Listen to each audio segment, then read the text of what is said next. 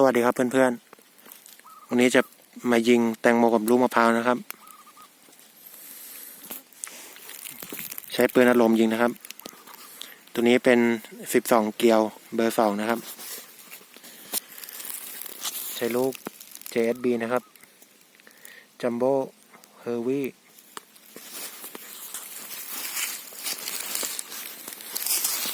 ครับเป้าเราจะยิงที่เราจะไปวางที่ก้อนอิฐกันนะครับเห็นก้อนอิฐไหมครับประมาณ45-50 เมตรนะครับ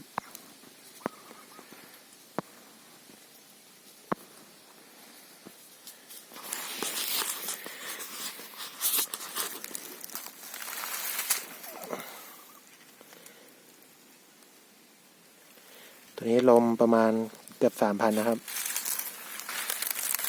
3,000 กว่าๆนะครับประมาณ 3,000 กว่า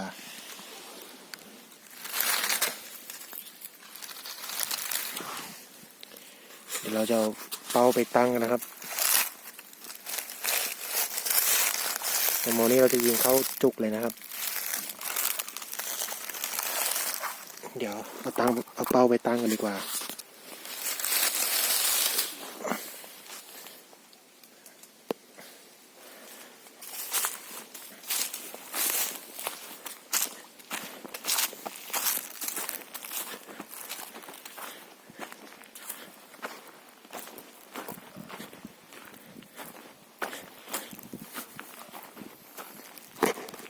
วันนี้แดดร้อนนะครับ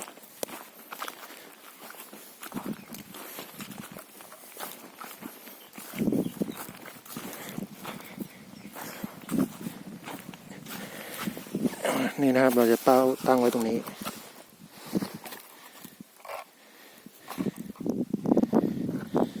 นี่นะครับยิงเข้าจุดลูกแตงโม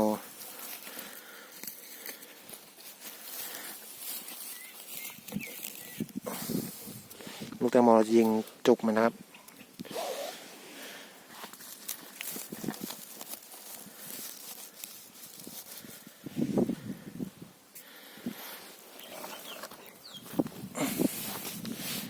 นี่ครับเดี๋ยวเราจะวางกองไว้ตรงนี้นะครับจะยิงเป้าละ2 นัดนะครับดูกลุ่มกระสุนด้วย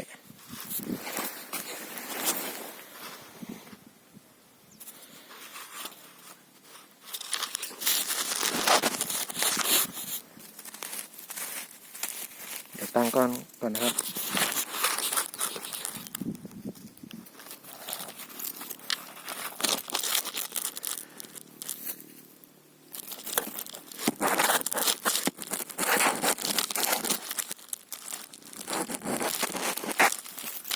นี่มีอุปกรณ์ครับตั้งกับพื้นครับ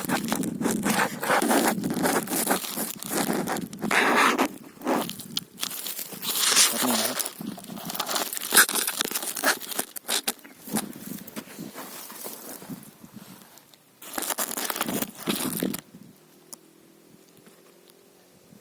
เดี๋ยวผมจะไปยิงแล้วนะครับ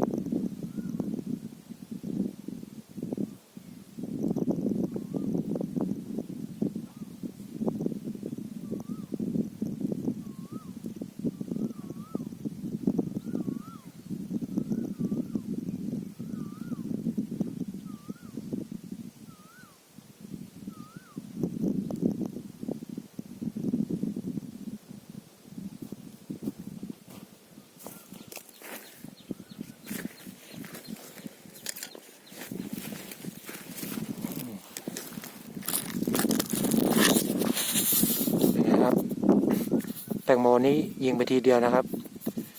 ว่าจะยิง2 ทีแต่ว่ามันระเบิดไปแล้วเลยยิงทีเดียว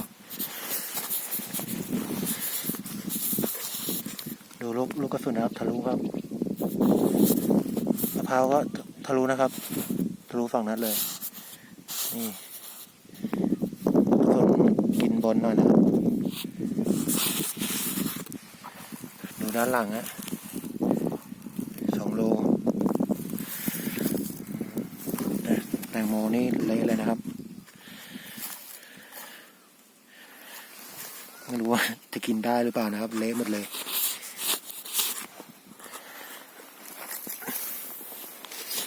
นี่ครับแล้วนะครับคลิปนี้จบแค่เท่านี้นะครับ